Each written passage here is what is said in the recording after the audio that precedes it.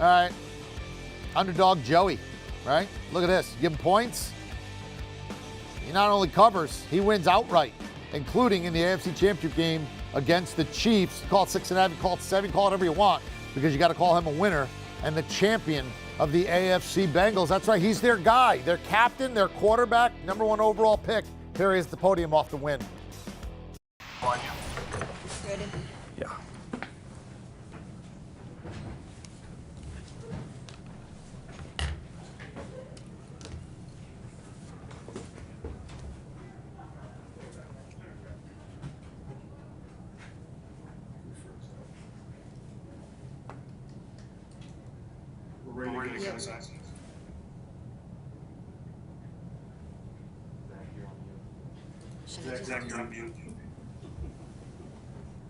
First question for Joe is going to Charlie Goldsmith. Go ahead, Charlie. Joe, you get the ball back in overtime of a tie game. What's the most difficult part of being in that moment, and did you say anything in that moment? Getting the first down is probably the hardest. We were going against a really good defense. They had a great plan against us. We made plays when we needed to, but you got to give credit to them. They played really well. I haven't seen that. I've seen other things like the T-shirts. Okay, if you could please mute your lines. Please, everybody, double check your lines to make sure we're on mute. Next question is Kelsey Conway. Go ahead, Kelsey. Hey Joe, earlier this week you talked about why you work so hard is for moments like this to be able to play in championship games. Now you've won your first AFC Championship. In your second season in the NFL, you're going to be playing in a Super Bowl. What was the moment like for you when you were walking off the field, kind of soaking all of that in? It was exciting. It was exciting to see all the fans that stayed around. It was tough to hear all the Bengals fans in the stadium, but they showed up, after everybody else filtered out, and so that was exciting. And I'm excited to get back to Cincinnati and see everybody. Who's the first person you celebrate? I guess it was Zach. I think I saw Zach right after the kick went in. Gave him a big hug. Next question is James Rapine. Go ahead, James. Joe, I know not much surprises you, but how does this feel? How surreal is it that you're going to the Super Bowl? I wouldn't call it surreal. Or is it? I wouldn't call it surreal. I would say it's exciting.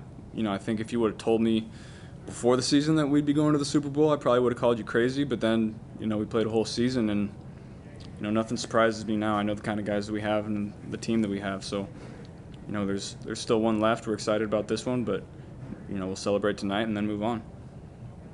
And then, can you tell us a little bit about your chain there? Oh, you like that one? Yeah. I would not. There's no story to it. It's just I think it's pretty cool. You think the rest of Cincinnati is going to have JB9 chains over the next 2 weeks? They'll make their own. I'm sure you saw the sunglasses. If the glasses are any indicator, I would say yes. Okay, next question is Charlotte Wilder. Go ahead, Charlotte. Joe, I was going to ask you a little bit about those glasses and the chain, and if you had anything fun planned for the Super Bowl, if you let yourself think that far ahead, and just sort of about what it means to you to present as such a cool and collected guy. Yeah, I guess I'll have to figure something out. I haven't really thought about it. I thought about this one. This is probably my favorite outfit of the year. Yeah, I was excited about this one. It's got the rock vibes. Yeah, I'll take that. I'll take that for sure. Great. Next question is Dennis Dodd. Dennis? Joe, being a good reporter, I've got to ask about the jewels. Are they real, and what are they? And did you sense an opening at the end of the first half when the Chiefs didn't get at least 3 points? They're definitely real. I think I make too much money to have fake ones, so these are real. I'm sorry, what was the second question? It was. Did you sense an opening on the sideline when the Chiefs didn't come away with at least 3, up 21-10 at the end of the first half? Yeah, that's a great point. That was a big play that our defense made. I think that stretch right there, we scored a touchdown, and then they drive right down the field in a 2-minute situation, and our defense prevents any points from being put on the board, and I think that was really the turning point in the game. Thank you. Charlie Goldsmith. Go ahead, Charlie. Just in general, how did the team and the franchise turn around from last place in the AFC North last season to this year making it to the Super Bowl? I think it's that's a tough question because you don't really think about it that way. You just think about it as going into an off season and working really hard for potential opportunities, and this is what you work so hard for. We didn't go into the offseason saying, hey, we got to have a great offseason to make it to the Super Bowl next year. I think everyone just went into it and said, I have to get better as a player so we can be better as a team. Ben Baby, you're next. Go ahead, Ben. Oh, God, I just forgot my question. This is terrible. Joe, actually, here it is. Joe, so, there's that infamous picture of you with the LeBron jersey in the mirror. And then today, so you grew up obviously a big LeBron fan. LeBron commented on you, commending your performance. What's that like to win an AFC title game and a guy you grew up idolizing tweeting like this guy is just going out here and balling out? What's that feeling like for you? It's just great.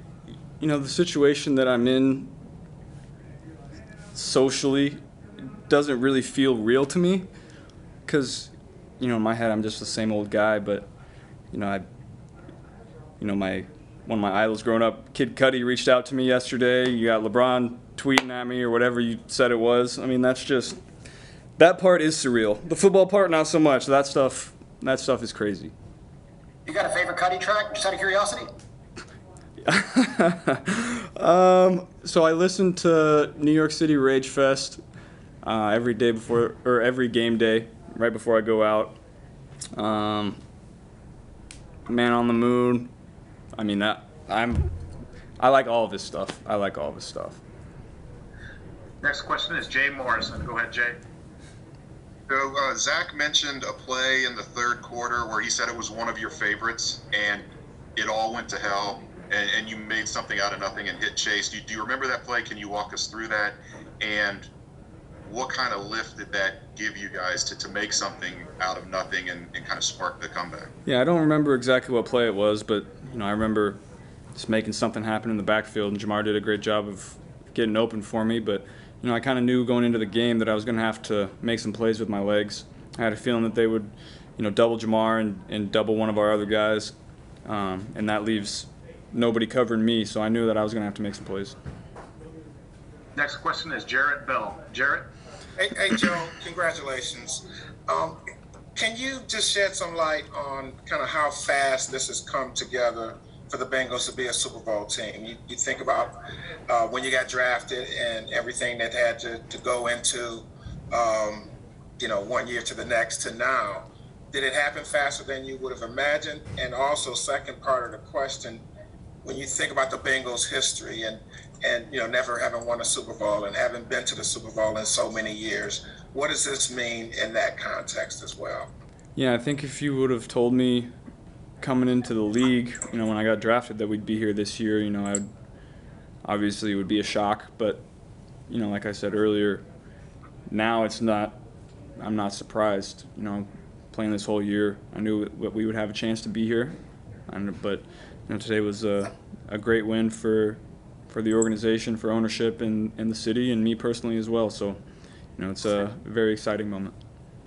Thank you. Next question is Jeremy Rao. Jeremy? Hey, Joe, I was just curious. Is there anyone in your mind that you want to call or talk to first after a win like this, after a moment like this, someone that comes to mind that you'd like to talk to and just kind of thank for your journey? Well, I thanked my physical therapist in the locker room. That was, he was with me all off season. Put vacations on hold to help me get back to where I needed to be, and he really helped me a lot, as well as my physical therapist in California. So, I owe a lot to those two guys. Next question is Kelsey Conway. Go ahead, Kelsey. Hey, Joe, at this point, with the amount of comebacks you've helped this team come back from and deliver wins, when you see multiple scores you go down, basically what goes through your mind? And at this point, do you almost kind of enjoy opportunities like this to be down and be able to bring a team back and put together a performance like you did today? I don't know if you ever want to get down 21-3. I said it earlier in the year when we started, making some of these comebacks. I never feel like we're out of it, but obviously 21-3 isn't exactly the most exciting position to be in. Okay, last question. Last question is Paul Denner. Go ahead, Paul. Joe, Zach said that last night in the meeting you mentioned you were going to run for 100 yards today. I'm curious why you thought it would be a day that would be something that would happen, and how big you felt your legs were in keeping the drives alive. I knew that coming in, I didn't really run a lot against them the first game. Didn't really extend a lot of plays. So I think going in, I kind of expected them to, not really account for that. So that was a big part of my mindset coming in. If 1 and 2 weren't there, try to make a play with my legs or get rid of the ball. Not take as many sacks as I did last week, and I'm really excited about how it played out. Great, thanks for your time, Joe. Thanks, guys.